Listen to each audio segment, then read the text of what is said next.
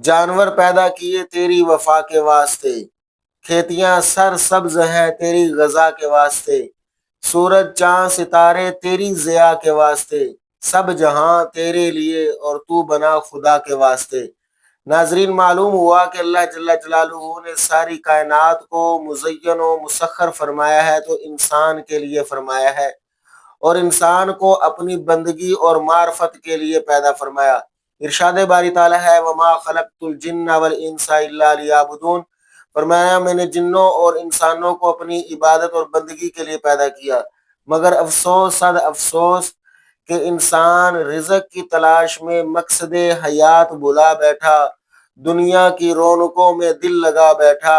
اور اپنے خالق کو بھول بیٹھا ہے۔ اللہ جل جلالہ ارشاد فرماتا ہے، حدیث قدسی ہے، فرمایا میرے بندے مجھ سے دور نہ ہو، اگر تو مجھ سے دور ہوگا تو تیرے دل کو فقر سے، محتاجگی سے بھر دوں گا، اور تیرے ہاتھوں کو کام کاج سے بھر دوں گا، پھر تو دن بھی کام کرے گا، رات کو اوور ٹائم بھی لگائے گا، پھر بھی تیرے رزق میں برکت نہیں پیدا ہوگی، کیونکہ تو رازق کو بھول بیٹھا ہے۔ اس لیے اللہ کے ذکر میں، اللہ تعالیٰ کی یاد میں رزق کی برکت ہے۔ اللہ تعالیٰ کو یاد کیا جائے، اس کی عبادت کی جائے، اللہ تعالیٰ برکتیں عطا فرمائے گا۔